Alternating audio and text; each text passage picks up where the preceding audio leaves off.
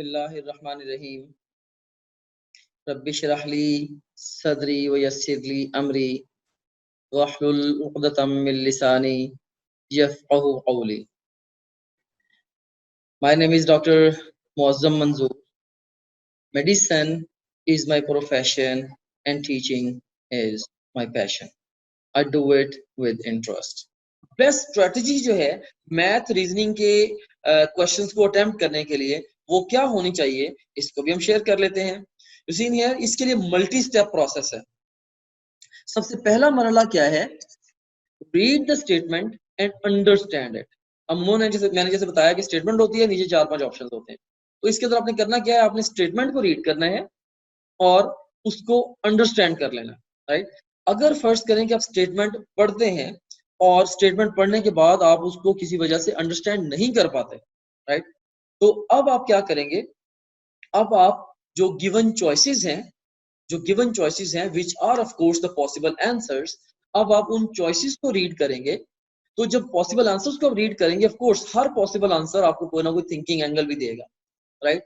तो आप ऑप्शंस को या चॉइसेस को रीड करके दोबारा स्टेटमेंट को रीड करेंगे, दोबारा आप स्टेटमेंट को रीड करेंगे, तो अब आप जो स्टेटमेंट को बेहतर अंडरस्टैंड कर पाएंगे। सो सबसे पहला काम जो आपने करना है, as far as the attempting the multiple choice question for the math section is concern, तो आपने सबसे पहले जो गिवन क्वेश्चन है उसकी स्टेटमेंट को पढ़ के समझ लेना है, राइट। वो आप हो सकता है कि पहली दफा पढ़ के उसको समझ जाएं, हो सकता है कि आपको उसको 2 दफा पढ़ना पड़े, हो सकता है कि आपको ऑप्शंस पढ़ने के बाद जब आप स्टेटमेंट को पढ़ें तब आपको समझ आए, सो व्हाटसोएवर, लेकिन आपने किसी भी तरीके से स्टेटमेंट को अंडरस्टैंड कर लेना है। या स्टेटमेंट को इवन अगर आपको स्टेटमेंट पढ़ के उसको अपनी मदर टंग में भी ट्रांसलेट करना पड़ता है, मे बी उर्दू में या पंजाबी में या किसी और लैंग्वेज में, तो आप उसको ट्रांसलेट कर लें दिमाग के अंदर कि आप उसको अंडरस्टैंड कर जाएं, कंप्रीहेंड कर जाएं, राइट। तो सबसे पहला मरहला आपने स्टेटमेंट को पढ़ना है और अंडरस्टैंड करना है। और उसके बाद फिर दूसरा मरहला क्या होगा कि आप क्वेश्चन को सॉल्व करेंगे और आंसर को पहले एंटिसिपेट करेंगे। जैसे उन्होंने एक प्रॉब्लम दिया कि जी ये चीजें हैं, आपने इस चीज को फाइंड करना है, तो आप इसी बेस पे क्या करोगे, आप फॉर्मूला अप्लाई करके आप क्या करोगे, आप आंसर को एक दफा आंसर खुद से निकाल लो।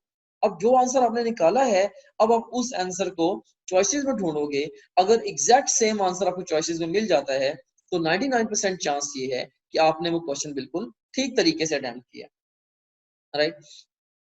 तो सॉल्व करें क्वेश्चन को और आंसर को एंटिसिपेट करें, ये हमारा दूसरा मरहला था।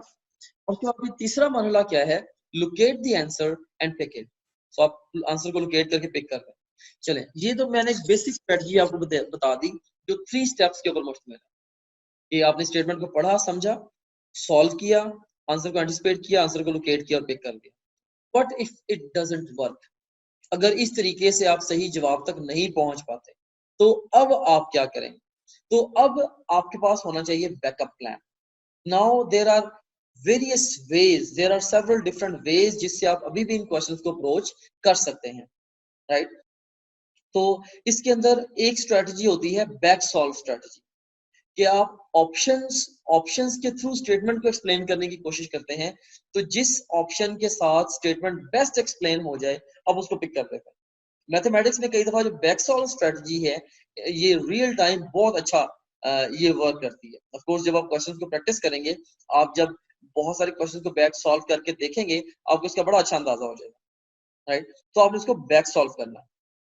उसके बाद फिर एक तो आप बैक सॉल्व कर सकते हैं, सेकेंडली आप इवन चॉइसेस को एलिमिनेट कर सकते हैं। आपके पास A B C D 4 options हैं, आप ऑब्वियसली देख के इवन अंदाजे की बिना पे, कॉमन सेंस की बिना पे कहते हैं यार इसमें ए और डी तो कभी भी पॉसिबल नहीं है, उनको एलिमिनेट कर दें।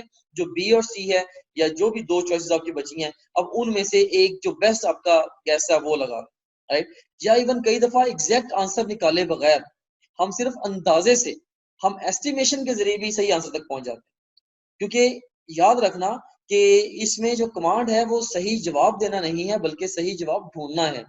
तो अगर आप अंदाजा लगा के ही लॉजिकल वे में भी एग्जैक्टली कैलकुलेशन किए बगैर सही जवाब तक पहुंच जाते हो किसी भी तरीके से, तो दैट्स द की है, राइट। तो अल्टीमेटली इवन एस्टिमेशन से भी आप आंसर तक पहुंच जाओ तो भी इट वुड वर्क, राइट। बहरहाल चूंकि इस सेक्शन के अंदर नेगेटिव मार्किंग नहीं है, इसीलिए मैं आपको स्ट्रांगली ये सजेस्ट करूंगा कि आप कभी भी मैथ रीजनिंग के सेक्शन में केयू कैंडिडेट टेस्ट में किसी भी क्वेश्चन को अनआंसर्ड ना छोड़ें, वो सरासर आपका नुकसान है। आपने 100% क्वेश्चंस को वहां पे आंसर करना है। ऑलराइट,